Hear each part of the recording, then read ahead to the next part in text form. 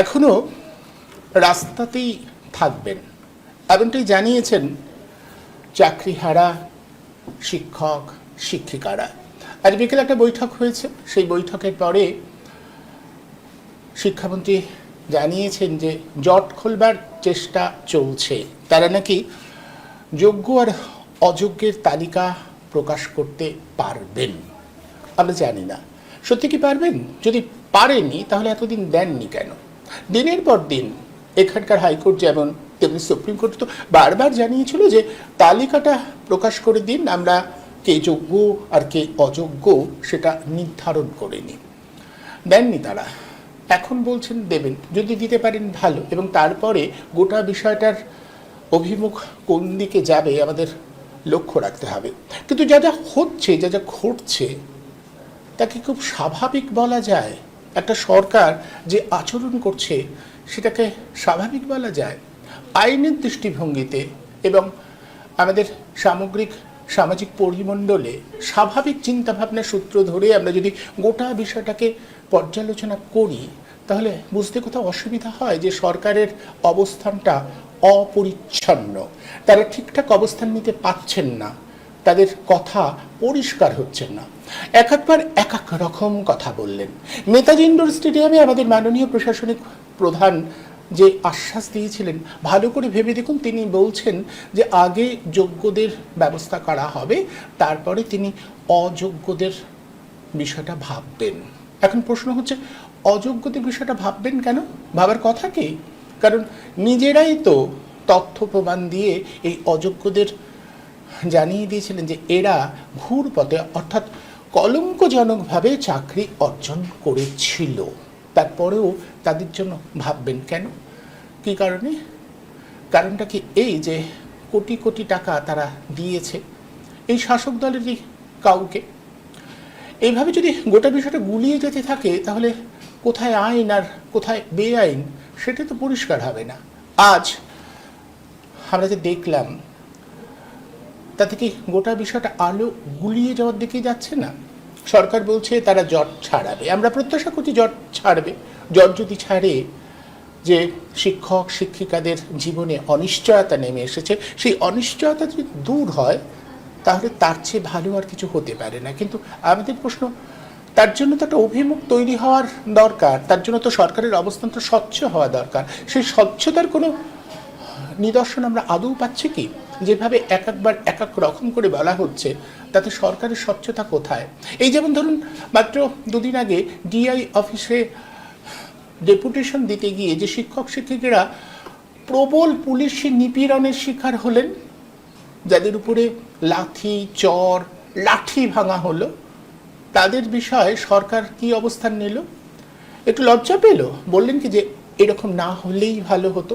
অথচ আজই পুলিশি তদন্তে বলা হচ্ছে নাকি শিক্ষকরাই দায়ী, তাদের সঙ্গে বহিরাগতরা ঢুকেছিল এবং তারাই গোলমালটা পাকিয়েছেন। আচ্ছা, যে পুলিশ আধিকারিক একেবারে সপাটে লাথি মারল একজন শিক্ষকের বুক লক্ষ্য করে, পেট লক্ষ্য করে, সেটা কি বুঝতে খুব অসুবিধা হয়? তার জন্য অন্তত একবার লজ্জা পাওয়াটা দরকার ছিল না পুলিশ প্রশাসনের? না পাননি? একবার যদি পুলিশ প্রশাসন বলে আমরা লজ্জিত, তাহলে পরবর্তী সময় আর আক্রমণ নামিয়ে আনা যাবে না, তাদের মানসিকতা বা মনোবল ভেঙে যাবে। আমরা জানি শাসক দল এভাবেই ভাবছে, এভাবেই তাদের ভাবতে বাধ্য করা হচ্ছে। গোটা বিষয়টা এখনো খুব ঘোলাটে অবস্থায় রয়েছে। কোথায় যাবে, কিভাবে জট কাটবে আমরা কেউ জানি না। কিন্তু আমরা এটুকু জানি, চাকরিহারারা আজ পরিষ্কার জানিয়ে দিয়েছেন মিষ্টি কথায় তারা আর ভুলবেন না। তারা জানিয়ে দিয়েছেন তারা পথেই থাকবেন। এটাই বোধহয় যথার্থ বার্তা। পথই পথ চেনাবে, পথেই আমাদের চিনে নিতে হবে পথকে। যেভাবে মুখ্যমন্ত্রী বলছেন সেভাবে নয়। মুখ্যমন্ত্রী বলছিলেন না পথই পথ দেখায়, হ্যাঁ দেখায়, কিন্তু সেটা সদর্থক অর্থে। অর্থাৎ যারা সততার সাথে পথ চিনতে চায়, যারা আদায় করতে চায়, যারা দাবি ছিনিয়ে আনতে চায়, তাদের ক্ষেত্রেই পথে নেমেই পথ চেনা যায়। যারা অসততা করে, অস্বচ্ছতা করে, যারা ক্ষমতাধর, তারা আসলে পথ চিনতে পথে নামে না, তারা পথ গুলিয়ে দিতে পথে নামে, পথ হারিয়ে দেওয়ার জন্যই পথে নামে। এটা বোধহয় চাকরিহারারা বুঝতে পেরেছেন, আর বুঝতে পেরেই তারা পথে নামছেন এবং পথে থাকবেন বলে জানান দিচ্ছেন, বার্তা দিচ্ছেন আমরা পথেই থাকব, পথেই এ পথ আমাদের চিনে নিতে হবে। এটা বোধহয় আবারও বলছি শাসককে চাপে রাখবে, খুব চাপে রাখবে, এবং শাসককে চাপে রাখবে বলেই শাসকের অনুগত একদল সাংবাদিক নামধারী তারা নেমে পড়েছেন, তারা কুৎসা রটাচ্ছেন, যেমন আরজি করের সময় রটিয়েছিলেন। বাংলা বাজারে নেমে নানা ধরনের কুৎসা সরকারপন্থী সাংবাদিক তারা তৈরি করতে শুরু করেছেন, এবং নানাভাবে কুৎসা রটানো হচ্ছে এই সমস্ত শিক্ষকদের বিষয়েও। তাই সচেতন থাকতে হবে, সতর্ক থাকতে হবে, কারণ শাসক সবসময় ভয়ঙ্কর হয়, কদর্য হয়, নোংরা হয়। এরা জনপ্রতিনিধি নয়, এরা জনগণের ভোটে নির্বাচিত হয়ে এসেছেন ঠিকই, কিন্তু সেই নির্বাচিত হয়ে আসবার পরে এরা জনসাধারণের সঙ্গে প্রতারণা করতে চাইছেন। এই প্রতারণার ভাষাটা, এই প্রতারণার চেহারাটা ওই চাকরিহারারা দেখে ফেলেছেন। দিনের পর দিন সহ্য করতে করতে আজ তাদের দেওয়ালে পিঠ ঠেকে গেছে, ফলে লড়াই ছাড়া তাদের আর কোনো উপায় নেই, রাস্তাতেই তাদের নামতে হবে, এই বার্তাটা তারা দিয়ে দিয়েছেন। আমরা জানি না কি হবে, কিন্তু পথেই আবার পথ চেনবার এই বার্তাটাকে আমরা পড়তে চাইব, আমরা বুঝতে চাইব। আর গোটা বিষয়টা আমরা একটু বুঝতে চাইব আইনি দৃষ্টিভঙ্গি থেকেও, যে আইন কি বলছে, কোন পথে আইন এগোবে। যেভাবে এখানকার প্রশাসনিক কর্তা ব্যক্তি, বিভিন্ন সরকারি আধিকারিকরা বলছে, সেটা আইনের ভাষাকেই আমরা বুঝতে চাইব। কারণ আমাদের রাজ্যের প্রশাসনিক প্রধানের কথা শুনে মাঝে মাঝেই মনে হয় তিনি যে ভঙ্গিতে কথা বলেন, যে ভাষায় কথা বলেন, যেন তিনিই সুপ্রিম কোর্ট, তিনিই হাইকোর্ট, তিনিই সব কিছুর ঊর্ধ্বে যেন তিনি, তার উপর আর কিছু নেই। এভাবে যে চলে না, এভাবে যে হয় না, এটা আমাদের বুঝতে হবে। আইনের যথার্থ পরিভাষাটা আমাদের খুঁজতে হবে, আর সেটা আইন বিষয়ে যারা জানেন, বোঝেন, তারাই বলতে পারেন। আমরা তাদের কাছ থেকে শুনবার চেষ্টা করব এবং বোঝবার চেষ্টা করব। এই যে রাস্তায় যারা রয়েছেন তাদের মেজাজটা কি, সেটাও আমরা একটু বুঝে নেবার চেষ্টা করি। আজ আবার এই অনুষ্ঠানে আলোচনার জন্য যাদের আমি আমন্ত্রণ জানিয়েছি, আসুন প্রথমেই তাদের সকলের সঙ্গে পরিচয় করিয়ে দিই। আমাদের সঙ্গে রয়েছেন সমাজকর্মী মিতা চক্রবর্তী, আর আমাদের সঙ্গে রয়েছেন আইনজীবী সৌমিত্র মুখার্জি, দীর্ঘদিন আইনের সঙ্গে যুক্ত তিনি। আর রয়েছেন তিনি বিজেপির প্রতিনিধি হলেও পেশায় কিন্তু আইনজীবী, পৃথ্বীজয় দাস। আপনাদের সবাইকে আজকের এই আলোচনায় আমি স্বাগত জানাচ্ছি। আমি প্রথমেই আসবো সৌমিত্রবাবুর কাছে আসবো। সৌমিত্রবাবু, আপনার কাছে আমার জিজ্ঞাসা, গোটা বিষয়টা যেখানে এসে দাঁড়ালো, আজকে আমি আপনাকে জানিয়ে দিলাম, আমি একটু আগেই বলছিলাম যে একটা বৈঠক হয়েছে শিক্ষামন্ত্রীর সঙ্গে এসএসসি দপ্তরে, যেখানে এসএসসি চেয়ারম্যানও ছিলেন।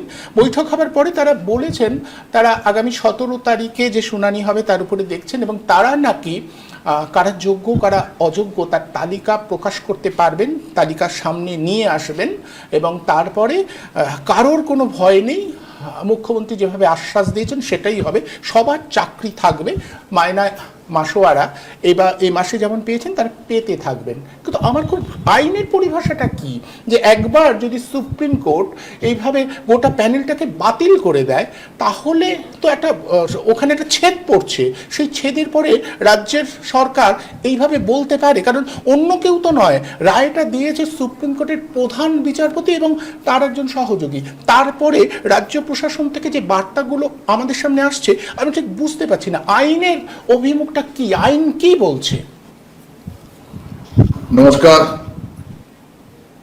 24 আওয়ার্সের প্রতিটি দর্শককে এবং আমার যারা কো প্যানেলিস্ট আছেন, প্রথমে বলতে হয় যে পশ্চিমবঙ্গ সরকারের এই সুপ্রিম কোর্টের রায়ের পরিপ্রেক্ষিতে যে কার্যকলাপ, সেটা কন্টেম্পট অফ কোর্ট বা আদালত অবমাননার চূড়ান্ত শামিল। একজন মুখ্যমন্ত্রী হয়ে বলেছেন যে আমি যোগ্যদের সঙ্গে আগে কথা বলবো, তারপর অযোগ্যদের সঙ্গে বসবো। যোগ্যদের সঙ্গে কথা বললে উনি কি করবেন? উনি যোগ্যদের সঙ্গে কথা বলে সবাইকে বললেন যে তোমরা যোগ্য, তোমাদের চাকরি যাবে না। চাকরিটা ফেরত দেবে কে? সুপ্রিম কোর্ট তো। সুপ্রিম কোর্ট তো সর্বোচ্চ আদালত, অ্যাপেক্স কোর্ট। এই যে সুপ্রিম কোর্টে যে রায় বা জাজমেন্টটা হয়েছে, এটা তো রেক্টিফিকেশন হয় না। রেক্টিফিকেশন তখনই হয় একমাত্র মিসক্যারেজ অফ জাজমেন্ট হলে। মিসক্যারেজ অফ জাজমেন্ট হচ্ছে জাজমেন্ট দেওয়ার ক্ষেত্রে যদি কোনো ত্রুটি থাকে, সেক্ষেত্রে কোর্ট সুমোটো এটাকে রেক্টিফিকেশন করতে পারে। অবশ্যই সেটা আবেদনকারীকে আবেদন করতে হয়। এক্ষেত্রে এই যে একটা ভাঁওতাবাজি হচ্ছে, পুরোটাই ভাঁওতাবাজি বললে বোধহয় সঠিক বলা হয়, যে আপনারা ভলেন্টারি সার্ভিস দিন। তারা ভলেন্টারি সার্ভিস দেবে কেন? কিসের জন্য দেবে?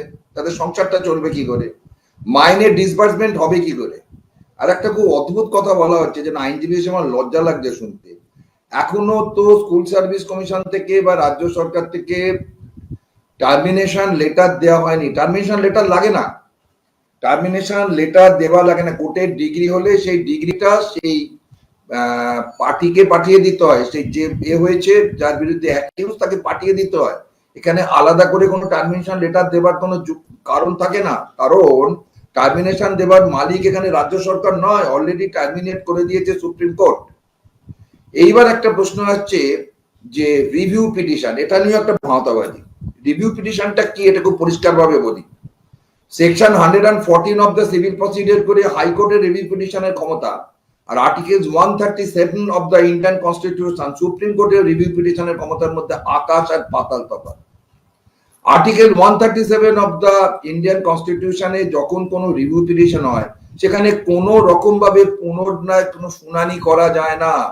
রিভিউ পিটিশন শুধুমাত্র করা যায় মিসক্যারেজ অফ জাজমেন্ট যদি হয়, এবং যদি নতুন কোনো এভিডেন্স আনা হয়, সেই এভিডেন্স কেন আনা হলো না সময়, এটা প্রথমে সুপ্রিম কোর্ট জানতে চাইবে। জানতে চাওয়ার পর যদি সুপ্রিম কোর্ট মনে করে যে এটা জাস্টিফাইড গ্রাউন্ডে আছে, তবেই কিন্তু এই রিভিউ পিটিশনটা হিয়ারিং এর জন্য অ্যাকসেপ্ট হবে। সুপ্রিম কোর্টে ডাইরেক্ট লোয়ার কোর্টের মধ্যে কোনো হিয়ারিং করা যায় না। আমরা যেমন লোয়ার কোর্টে জমা করে দিই, করে দিয়ে হিয়ারিং করে, এবং অ্যাপিলের ক্ষেত্রে, ফার্স্ট অ্যাপিলের ক্ষেত্রে, হাইকোর্টেও কিন্তু সেকেন্ড অ্যাপিল যখন যায় সেখানেও কিন্তু অ্যাডমিশন হিয়ারিং করে পিটিশনটা অ্যাপিলের যোগ্য কিনা প্রমাণ করতে হয়। সুপ্রিম কোর্টেও আর্টিকেল 136 এর লিভ পিটিশন বলে একটা আছে, সুপ্রিম কোর্টের অনুমতি নিয়ে তবেই কিন্তু এখানে হিয়ারিং এ যাওয়া যায়। এই রিভিউ পিটিশনটা করে কি হয়, মিসক্যারেজ অফ জাজমেন্ট যদি হয়, জাজমেন্টে যদি কোনো এরার্স থাকে, সেই ক্ষেত্রে করা যায় একমাত্র রিভিউ পিটিশন। তাও সেটা কে দেখবেন? ওই ডিভিশন বেঞ্চ দেখবেন, অন্য কোনো ডিভিশন বেঞ্চ দেখতে পারবে না। এবং যদি ওই ডিভিশন বেঞ্চে কেউ অসুস্থ থাকেন, যদি সেই চার্জে কারুকে দেওয়া হয় সেই বেঞ্চে অনুপস্থিত ব্যক্তির জায়গায়, জাস্টিসের জায়গায়, তবেই তিনি দেখতে পারবেন। এটা কখনো ট্রান্সফার করা যায় না, প্রথম এটা মনে রাখতে হবে। 2 নম্বর হচ্ছে কোনো শুনানি করা যাবে না, ইররিলেভেন্ট কোনো রকম ভাবে প্রমাণ করা যাবে না। আজকে যোগ্য অযোগ্য প্রার্থী তালিকা দেবে সুপ্রিম কোর্ট, তার আগে তো শোকজ করবে government of West Bengal school service কমিশনকে, যে আপনারা তাহলে সাপ্রেস অফ মেটেরিয়াল ফ্যাক্ট কেন করেছিলেন। বারবার তখন হাইকোর্টের ডিভিশন বেঞ্চ, দেবাংশু বসাকের বেঞ্চ বলেছিল যে আপনারা দিন, আপনারা কেন সেই টেন্টেড এবং যারা নন টেন্টেড তাদের লিস্ট দেননি। সুপ্রিম কোর্ট কিন্তু অনেকেই ভুল করছে, সুপ্রিম কোর্ট কিন্তু আলাদা ভাবে চায়নি। সুপ্রিম কোর্ট হাইকোর্টের অ্যাপিলের বিরুদ্ধে গিয়ে তার উপর শুধু শুনানি করেছে, কারণ রাজ্য সরকার এবং স্কুল সার্ভিস কমিশন বলেছিল যে এই জাজমেন্টটা বায়াস এবং জাজমেন্টটা অবশ্যই ভুল, যে জাজমেন্টটা দেওয়া হয়েছে তার বিরুদ্ধে তারা অ্যাপিলে গেছিল। তারা যোগ্য বা অযোগ্য প্রার্থী জমা দেওয়ার কথা কোথাও বলেনি। সুপ্রিম কোর্ট তবু হাইকোর্টের রেফারেন্স টেনে বলেছিল যে আপনারা এখনো দিতে পারেন prior to the pronouncement of the judgement, সেটাও কিন্তু পশ্চিমবঙ্গ সরকার দেয়নি। এবং এই যে আরেকটা ভাব ভেসে উঠছে, আমার যে ইউটিউব চ্যানেলটা আছে সেখানেও আমার কন্যা সম যারা বসেছিলেন তারা বলছেন স্যার কিউরিটি পিটিশন করা যাবে না। কিউরিটি পিটিশনটা কি? এগুলো কোনো আইডিয়াই নেই, শুধুমাত্র ভুল বোঝানো হচ্ছে। এই যারা ভিকটিম হয়েছে তাদের নিয়ে ছেলে খেলা করা হচ্ছে। কিউরিটি পিটিশনটা অনেক কঠিন পিটিশন। রিভিউ পিটিশন যদি রিজেক্ট হয়, হাইকোর্ট যদি মনে করে, সেক্ষেত্রে কিউরিটি পিটিশন করার অনুমতি দিতে পারে, এবং সেই কিউরিটি পিটিশনের কি কি গ্রাউন্ডে কিউরিটি পিটিশন করা হচ্ছে সেটা সার্টিফিকেশন করতে হবে একটা সিনিয়র অ্যাডভোকেটকে দিয়ে, এবং সিনিয়র অ্যাডভোকেটকে দিয়ে সার্টিফিকেশন করার পর সেটা যাবে যে বেঞ্চ সেই অর্ডারটা পাস করেছিল তাদের কাছে। সেখানে 3 জন যারা আছে বেঞ্চের, যারা সিনিয়র জাস্টিস, তাদের দিয়ে সেইটাকে অথেন্টিকেশন করাতে হবে। তারপর যদি ভেরিফিকেশন করে দেখা যায় যে যে যে ব্যাপার নিয়ে কিউরিটি পিটিশনে চাওয়া হয়েছে সেইগুলো জাস্টিফাইড, তখন তার উপর একটা বিচার হতে পারে এবং শুনানিও হতে পারে। শুনানিও হতে পারে যেটা রিভিউ পিটিশনের ক্ষেত্রে প্রযোজ্য নয়। এবং এটা মনে রাখতে হবে, যদি কোন রকম ভেগ কোন পিটিশন কিউরেটিভ করা হয় তাহলে হিউজ একটা পেনাল্টি কিন্তু সুপ্রিম কোর্ট থেকে দিতে পারে। এখন হাইকোর্টও কিন্তু অনবরত ইরিলেভেন্ট কোন ম্যাটারকে মুভ করলে তার জন্য কিন্তু কস্ট করে দিচ্ছে। সুতরাং রিভিউ পিটিশন করার জন্য যদি রাজ্য সরকার বুঝিয়ে থাকে যে আমরা রিভিউ পিটিশন গিয়ে আমরা বিচারের পুনর্বিচার চাইছি, না, পুনর্বিচার করা যায় না। once decision is passed, judgment is passed, that is final. Review petition এ শুধু miscarriage of judgment করা যায়, এর বাইরে কিচ্ছু করা যায় না। প্রমাণ আলাদা করে আনা যায়, কিন্তু সেই প্রমাণ আনার সময় সুপ্রিম কোর্ট প্রথমেই জিজ্ঞেস করবে প্রথমেই প্রমাণটা দেননি কেন, when it was asked to submit before the apex court আপনারা দেননি কেন, এটা কিন্তু প্রশ্ন থাকবে। আর 2 নম্বর হচ্ছে যে কোন রকম ভাবে নতুন অ্যাপিল এখানে করা যায় না। Review petition is not a appeal, এটা মাথায় রাখতে হবে। রিভিউ পিটিশন হচ্ছে শুধুমাত্র যদি মিসক্যারেজ অফ জাজমেন্ট কিছু পয়েন্ট করা যায়, এরারস অফ জাজমেন্ট কিছু পয়েন্ট করা যায়, সেইখানেই একমাত্র রিভিউ পিটিশন করা যায়। আর কিউরেটিভ পিটিশন করার একমাত্র শর্ত যেখানে ভায়োলেশন অফ ন্যাচারাল জাস্টিস হয়েছে। ভায়োলেশন অফ ন্যাচারাল জাস্টিস যদি না হয় সেখানে কিউরেটিভ পিটিশন কখনোই গ্রহণযোগ্য হয় না। তবে আমরা এত বছর আইনজীবী হিসেবে বলতে পারি রিভিউ পিটিশন কিন্তু খুব একটা উপযোগী নয়। রিভিউ পিটিশনের মাধ্যমে কিন্তু দিনকে রাত, রাতকে দিন করা যায় না।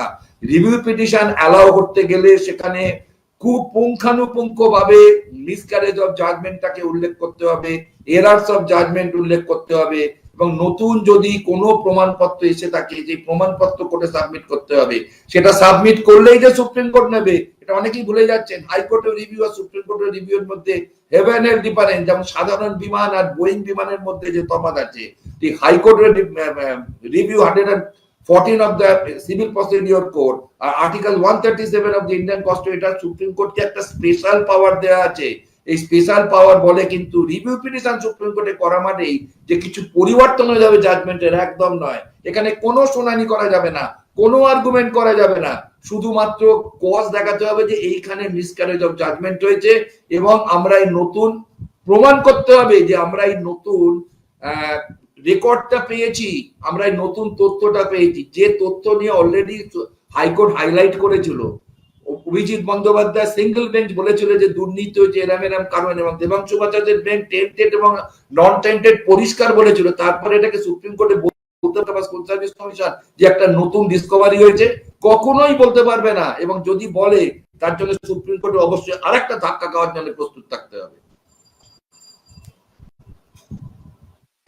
আরেকটা বিষয় জিজ্ঞাসা করি যে মুখ্যমন্ত্রী সেদিনকে যেটা বললেন, সৌমিত্রবাবু, মুখ্যমন্ত্রী পরিষ্কার বলেছেন কারোর কোনো চিন্তা নেই, সবার চাকরি ফেরত পাওয়া যাবে এবং সুপ্রিম কোর্টের রীতি অনুযায়ী ফেরত দেওয়া যাবে। এই কথাটার কতটা সারবত্তা আছে?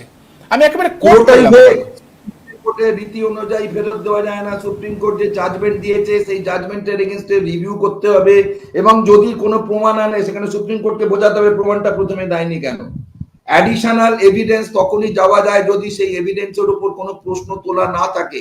যেখানে প্রশ্ন তোলা আছে আজকে 4 বছর আগে, সেইটা আপনি এভিডেন্সটা সামনে আছে, why did you suppress it? For the sake of the government, nothing but.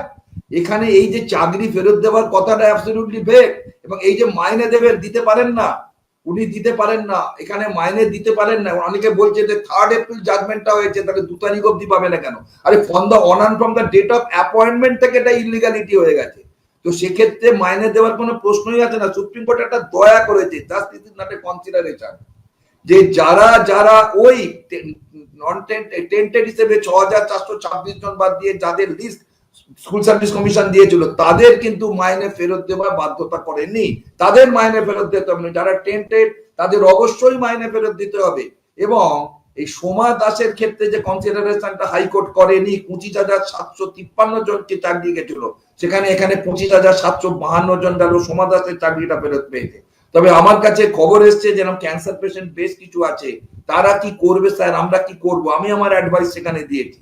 সুতরাং পশ্চিমবঙ্গ সরকার যেটা করছে 2024-এর ভোটের কথা চিন্তা করে করছে, এর বাইরে কিচ্ছু নয়। এই চাকরি ফেরত দেওয়া যাবে না। এই চাকরি রিভিউ পিটিশনে একমাত্র যদি দিনকে রাত, রাতকে দিন করতে পারে। কি করে করবে? শুনানির তো কোনো সুযোগ নেই।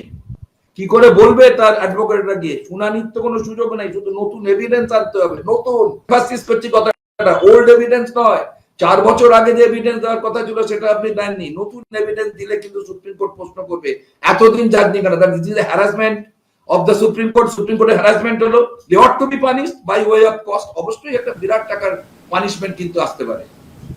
বেশ, আমি আসবো, আমি আরও একটা আইনি ব্যাখ্যা নেওয়ার জন্য পৃথ্বীজয়ের কাছে আসবো। তবে পৃথ্বীজয়ের কাছে আসবার আগে আমি মিতাদির কাছে একটু জিজ্ঞাসা করি।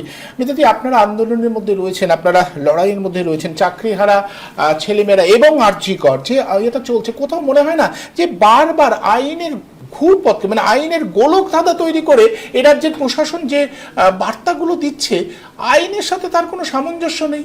একবারে উনি বলেছিলেন যে আরজি করের ক্ষেত্রে যে আমি হলে ফাঁসি দিয়ে দিতাম, এখন বলছেন উনি সমস্ত কিছুকে এড়িয়ে উনি চাকরি রেখে দেবেন। আপনি শুনলেন আইনি ব্যাখ্যা, দীর্ঘদিন আইনের আইনজীবী হিসেবে রয়েছেন, পৃথ্বীজয় রয়েছেন একেবারে তরুণ, আজকের সমস্ত বিষয় সম্পর্কে ও ওয়াকিবহাল, ও বলবে।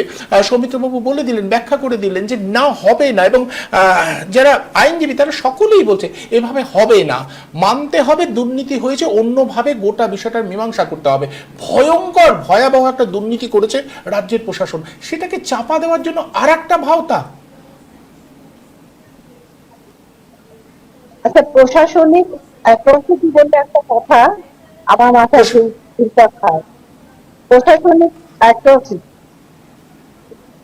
আচ্ছা, প্রশাসনের যিনি হেড, এনার মতো অটোক্রেটিক পার্সন এই মুহূর্তে আর পশ্চিমবঙ্গে কোনো প্রান্ত নেই।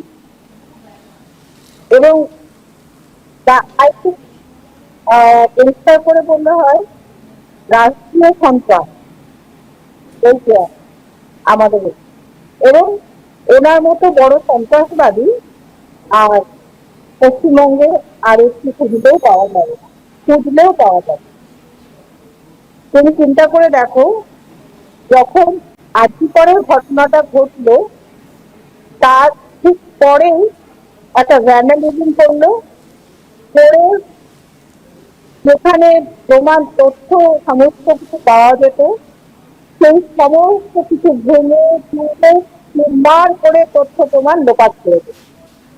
তারপরে কি বললেন যে একজনকেই দায়ী করা হলো, সঞ্জয় রায়, এবং উনি ওখানে ফাঁসি দিয়ে দিতেন। উনি, প্রথম কথা, ব্যাপারটা একজনের নয়, একাধিক ব্যক্তির উপস্থিতি প্রমাণ পাওয়া গেছে।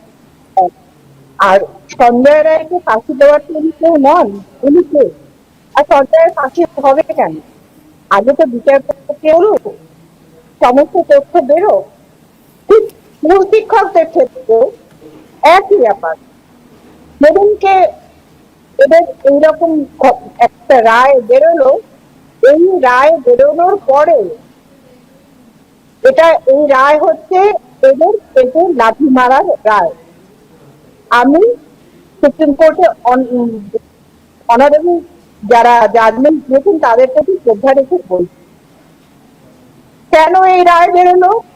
এখন যখন হচ্ছে গন্ডগোলটা ভালো মতো পেতে যাচ্ছে এবং প্রকাশ্যে এসে গেছে, তিনি আর কোথাও মানে এমন কোন বাড়িতে বাধ্য তরি উনি সামনে পাচ্ছেন না যে তরিতে উনি একটা তুলে উঠতে পারছেন নিরাপদ। এই যে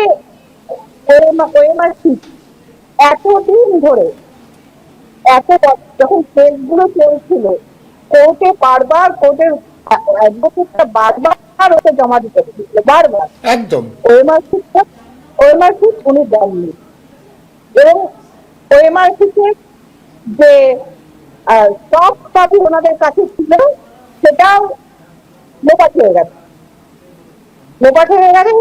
ঠিক আর্জি করে তথ্য প্রমাণ লোপাটের মতো এটাও লোপাট হয়ে গেছে। ভেবেছিলেন যে এটা লোপাট করে দিয়ে যাদের কাছ থেকে টাকা নিয়ে উনি চাকরি দিয়েছেন সেই ব্যাপারটা মিটিগেটেড হয়ে যাবে, হলো না, সত্যটা বেরিয়ে পড়ল। এইবারে হলো কি, গাজিয়াবাদের নাইজা যাদের কাছে এই সিবিআই মানে ছিল ওএমআর থেকে, তারা কিন্তু, তারা তো নষ্ট করতে পারে না, তারা সিবিআই কে দিয়েছে। এখন সিবিআই এর কাছ থেকে এটা নিয়ে মিরর ইমেজ নিয়ে তারপরে প্রসিড করতে হবে। তাহলে কি হলো, তার মানে উনি ইচ্ছে করলে পরে ওএমআর থেকে ব্যাপারটা আনতে পারতেন, আনেননি কেন? আবারও বলছি যে যাদের অযোগ্য, যারা মানে যোগ্য অযোগ্য, ব্যাপারটা হচ্ছে যোগ্য যারা, তাদের সাথে অযোগ্যদেরকে এক করে দেওয়া, কারণ তাদের কাছ থেকে কোটি কোটি টাকা নিয়েছি। যে টাকা পার্থ আর পার্থর বান্ধবী এর তরফ থেকে পাওয়া গেছে মিলেছে, সবাই এটা বলছে আর কি। এবারে এখন উনি করেছেন হচ্ছে স্কুলের ব্যাপারটা যখন প্রতিবাদ মানলো, তখন কোন শিক্ষক না, কোন রিক্সাওয়ালারও যদি দুঃখ ছেড়ে নেয় মালিক, তাহলেও সে শিক্ষিত হয়ে উঠবে। আজ না হোক কাল হবে। শিক্ষকরা ডিআই অফিসে গেছে, আমি অনেকদিন শিক্ষকতা করেছি, আমি জানি আমাদের প্রথম প্রতিবাদ বা যা কিছু জানানোর জায়গা হচ্ছে ডিআই অফিস। তারা ডিআই অফিসে গেছেন এটা জানতে। তাহলে কলকাতা পুলিশের একটা ইন্টেলিজেন্স ব্রাঞ্চ আছে, স্টেট পুলিশের একটা ইন্টেলিজেন্স ব্রাঞ্চ আছে। তাহলে ওরা যে যাবে, ওরা বালিগঞ্জ জমায়েত হচ্ছে, ওরা যাবে, এটা ওনার থানার কাছে কেন ইনফরমেশন ছিল না? এক। দুই হচ্ছে লক্ষাধিক পুলিশের পোস্ট খালি পড়ে আছে, সিভিক ভলান্টিয়ারদের দিয়ে পুলিশের কাজ চালানো হচ্ছে, এবং সিভিক ভলান্টিয়ার যারা হচ্ছে তৃণমূলের ক্রিমিনাল বা তৃণমূলের ছেলেপিলেরা ক্রিমিনাল। এবারে তার পুলিশ যে কায়দায় ব্যাপারটাকে ধরতে পারে, সেটা তো এরা পারবে না। সংখ্যায় পুলিশ ছিল অপ্রতুল। এবং আজকে বলছে যে মিস্টার ভার্মা বললেন যে ওরা নাকি তালা ভেঙে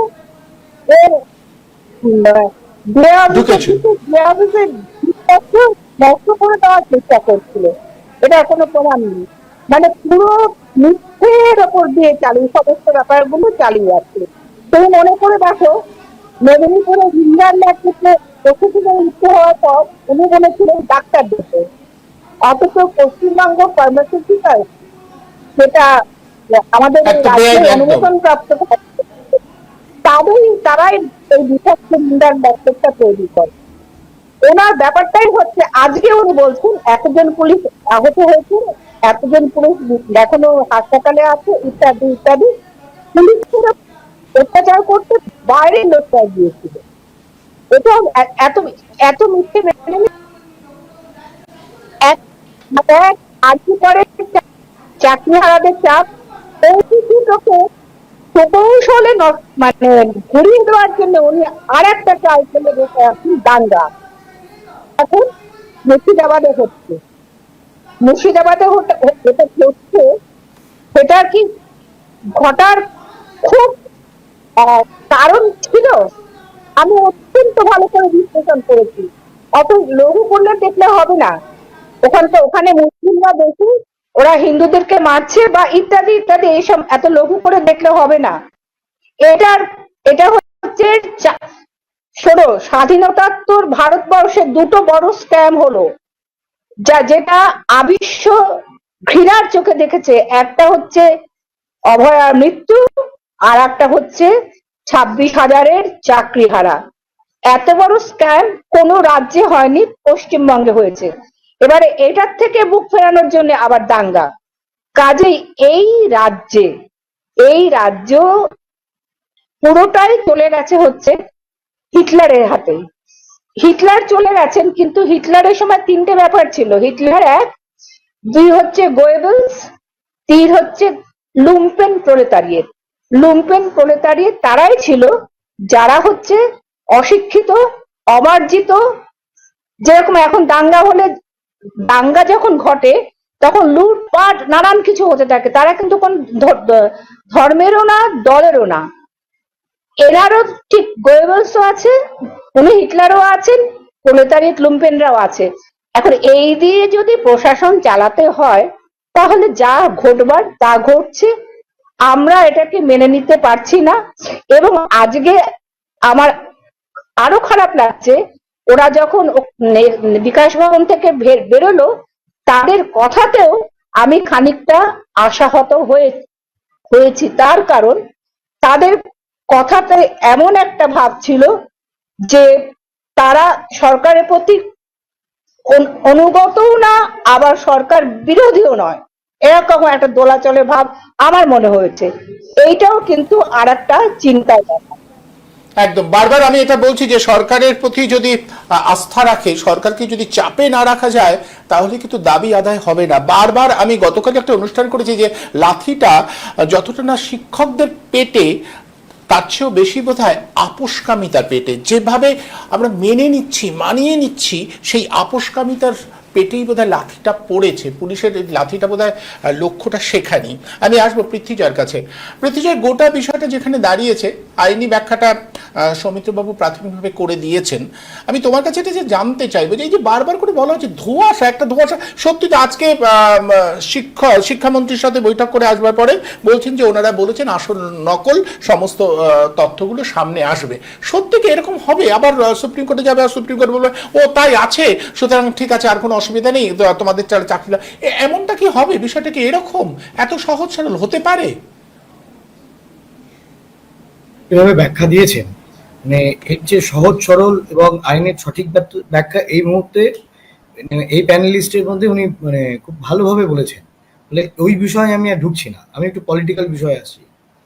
আজকে আমাদের যিনি মুখ্যমন্ত্রী রয়েছেন, তা উনি একটা বক্তব্য রেখেছেন, শুনেছেন যে catch me if you can. এই কথাটা মানে কি, কতটা ওনার অধ্যত্ত এবং কতটা ওনার কনফিডেন্স যে উনি যাই করুক কেউ ওনার কিছু করতে পারবেন।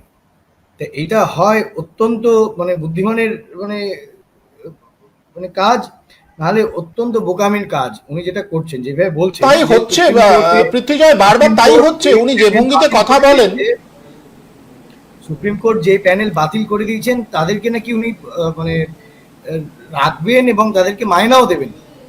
আমার যেটা মনে হচ্ছে সামনে 1 বছরের মধ্যে ইলেকশন, উনি যেটা করতে চাইছেন যে মামলাটাকে ওনার মানে যেটা আইনের কতটা মানে নলেজ রয়েছে জানি না, উনিও আইনজীবী, উনি বলেন আইনজীবী না, উনি আইনের ছাত্রী ছিলেন। তো উনি ভেবেছেন যে এটা মামলা যদি সাবজুডিস থেকে যায় তাহলে আমি যা ইচ্ছে তাই করতে পারবো। মামলা সাবজুডিস থাকলে হয় না, আগের অর্ডারে স্টে আসতে হয়। যদি আগের অর্ডারে স্টে না থাকে, সেই সাবজুডিস মামলাকে সাবজুডিস ধরা হবে না, যেই লাস্ট অর্ডারটা রয়েছে সেটাই বলবৎ হবে।